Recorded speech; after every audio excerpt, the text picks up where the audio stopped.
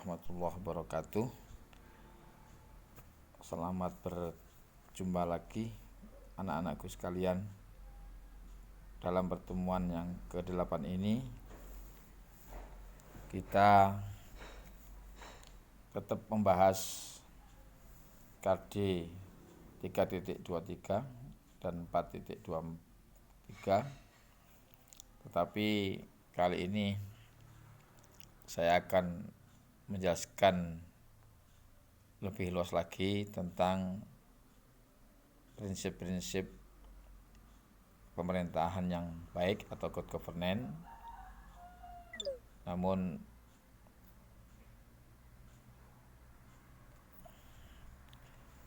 pemerintahan yang baik atau pengertian good governance tidak akan saya terangkan lagi. Langsung saja ke prinsip-prinsipnya. Alhamdulillah kita bisa kembali bertemu dalam video ini. Namun sebelumnya kita berdoa dulu kepada Allah SWT. Mudah-mudahan kita selalu diberikan lindungan oleh Allah, diberikan kesehatan, sehingga kita dijauhkan dari segala musibah dan bahaya, terutama kondisi yang sekarang ini, kondisi yang sangat-sangat memprihatinkan dengan pandemi virus corona ini. Kita mudah-mudahan dijauhkan dan dihindarkan oleh Allah dari semuanya, amin ya rabbal alamin. Al-Fatihah. A'udzubillahi minasyaitonir rajim. Bismillahirrahmanirrahim. Alhamdulillahirabbil alamin arrahmanirrahim maliki yaumiddin. Iyyaka na'budu wa iyyaka nasta'in ihdinas siratal mustaqim siratal ladzina an'amta 'alaihim ghairil maghdubi 'alaihim waladdallin. Amin. Oke, kita berlanjut dalam pertemuan yang ke-8 ini, yakni kita tetap dalam analisis pelaksanaan pemerintahan sesuai karakteristik good governance, yang indikatornya adalah siswa dapat menjelaskan tentang prinsip good governance secara luas. Kemudian siswa dapat menjelaskan tentang penerapan good governance di Indonesia, dan juga dapat menjelaskan tentang prinsip tata kelola yang baik. Oke, kita mengawali yang pertama, yaitu prinsip good governance. Kunci utama memahami good governance adalah pemahaman atas prinsip-prinsip di dalamnya. Bertolak dari prinsip-prinsip ini akan didapatkan tolak ukur kinerja suatu pemerintahan. Baik buruknya pemerintahan bisa dinilai bila ia telah bersinggungan dengan semua unsur prinsip-prinsip good governance. Menyadari pentingnya masa ini, prinsip-prinsip good governance diurai satu persatu sebagaimana tertera di bawah ini. Yang pertama adalah partisipasi masyarakat.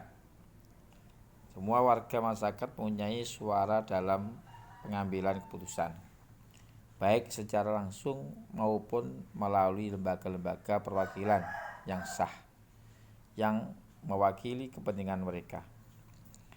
Partisipasi menyeluruh tersebut dibangun berdasarkan kebebasan berkumpul dan mengungkapkan pendapat, serta kapasitas untuk berpartisipasi secara konstruktif. Nah, partisipasi bermaksud untuk menjamin agar setiap kebijakan yang diambil mencerminkan aspirasi masyarakat dalam rangka mengantisipasi berbagai isu yang ada. Pemerintah daerah menyediakan saluran komunikasi agar masyarakat dapat mengutarakan pendapatnya. Ini yang pertama adalah partisipasi masyarakat, sangat-sangat penting dalam prinsip pemerintahan yang baik atau good governance. Kemudian tegaknya supremasi hukum. Rule of law. Partisipasi masyarakat dalam proses politik dan perumusan kebijakan publik memerlukan sistem dan aturan-aturan hukum.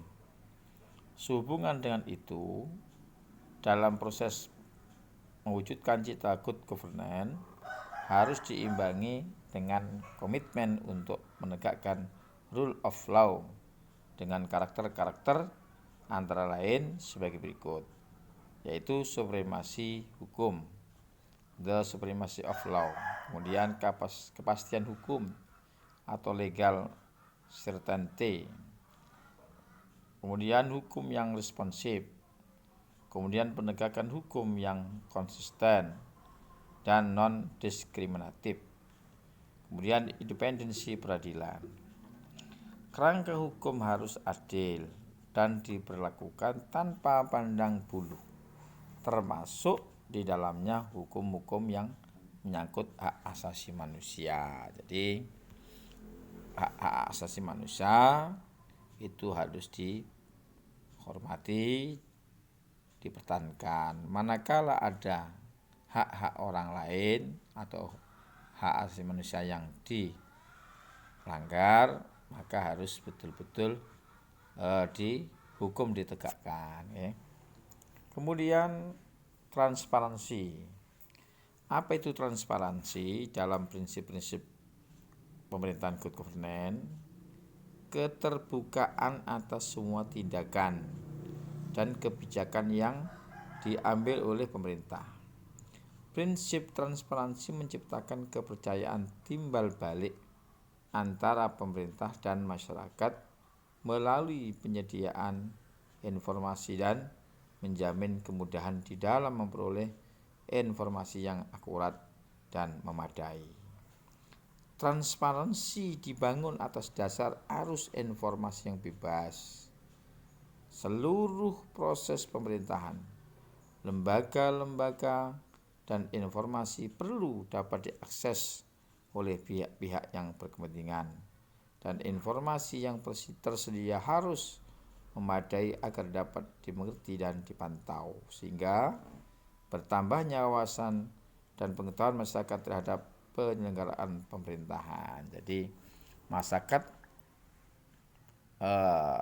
mengetahui dengan adanya informasi-informasi yang ditayangkan mungkin dalam televisi, mungkin dalam internet, mungkin dalam medsos-medsos yang lain, sehingga masyarakat semakin luas pengetahuannya tentang pemerintahan, sehingga banyak yang menyadari bahwa di dalam kehidupan bernegara antara masyarakat dan pemerintah harus sinergi, betul-betul saling menunjang, saling mengisi, sehingga transparansi tersebut bisa betul-betul bisa dirasakan, sehingga nanti kalau ada pelanggaran-pelanggaran, baik pelanggaran hak asasi manusia ataupun yang lain, maka supremasi hukum bisa ditegakkan dan saling menjaga. Kemudian selanjutnya adalah peduli pada stakeholder, memperhatikan kepentingan masyarakat. Berarti pemerintah tidak acuh, tetapi memperhatikan pihak-pihak yang berkepentingan. Lembaga-lembaga dan seluruh proses pemerintahan harus berusaha melayani semua pihak yang berkepentingan, terutama dalam konteks praktek lapangan dunia usaha. Pihak korporasi mempunyai tanggung jawab moral untuk mendukung bagaimana good governance dapat berjalan dengan baik di masing-masing lembaganya. Pelaksanaan good governance secara benar dan konsisten bagi dunia usaha adalah perwujudan dari pelaksanaan etika bisnis yang seharusnya dimiliki oleh setiap lembaga korporasi yang ada di dunia. Dalam lingkup tertentu, etika bisnis berperan sebagai elemen mendasar dari konsep CSR atau Corporate Social Responsibility yang dimiliki oleh perusahaan. Ini jadi eh, pemerintah tetap mengawasi atau melayani yang berkepentingan dalam dunia usaha. Ini semuanya demi terciptanya kesejahteraan masyarakat, karena dengan memperhatikan hal-hal tersebut otomatis usaha-usaha masyarakat itu diperhatikan. Seperti sekarang ini pemerintah sedang menggalakkan UMKM, kemudian di samping itu juga mengadakan subsidi-subsidi untuk mengembangkan usaha-usaha tersebut biar menjadi lebih baik dan maju, sehingga dengan berkembangnya UMKM yang disubsidi harus diperhatikan oleh pemerintah sehingga bisa menjadi lebih baik dan lebih sempurna. Oke, lanjutkan. Berorientasi pada konsensus. Nih, menyatakan bahwa keputusan apapun harus dilakukan melalui proses musyawarah, melalui konsensus. Model pengambilan keputusan tersebut selain dapat memuaskan semua pihak atau sebagian besar pihak, juga akan menjadi keputusan yang mengikat dan milik bersama, sehingga ia akan mempunyai kekuatan memaksa atau coercive power bagi semua komponen yang terlibat untuk melaksanakan keputusan tersebut. Nah, paradigma ini perlu dikembangkan dalam konteks pelaksanaan pemerintahan, karena urusan yang mereka kelola adalah persoalan-persoalan publik yang harus dipertanggungjawabkan kepada rakyat. Nah, itulah semuanya. Jadi berorientasi pada konsensus merupakan juga prinsip pemerintahan good governance. Lanjutannya adalah kesetaraan, ya. Nah, kesetaraan ini perlu adanya, yakni kesamaan dalam perlakuan dan pelayanan. Semua warga masyarakat mempunyai kesempatan memperbaiki atau mempertahankan kesetaraan mereka. Prinsip kesetaraan menciptakan kepercayaan timbal balik antara pemerintah dan masyarakat melalui penyediaan informasi dan menjamin kemudahan di dalam memperoleh informasi yang akurat dan memadai. Itulah sekilas yang saya sampaikan. Untuk yang berikutnya kalian bisa mempelajari sendiri, akan saya tayangkan selanjutnya lebih agak lama, bisa dibaca sehingga kalian bisa lebih memahami. Oke, lanjut. Akuntabilitas, kemudian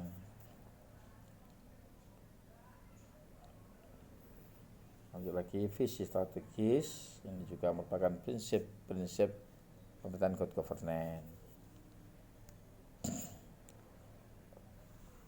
Oke, lanjut lagi adalah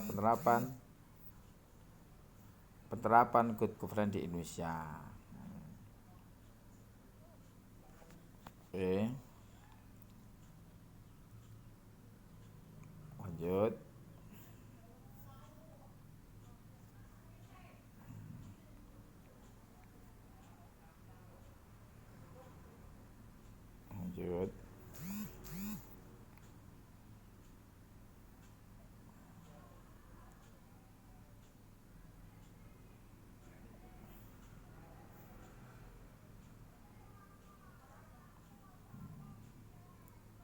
Tata kelola pemerintahan yang baik.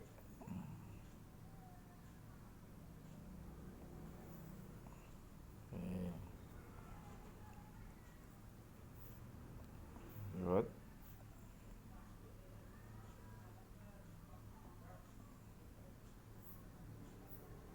Oke.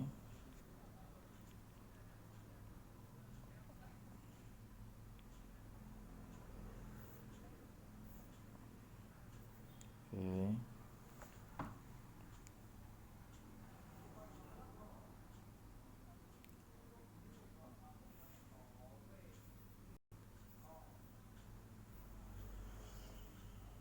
Oke, makasih. Itulah sekilas yang saya sampaikan.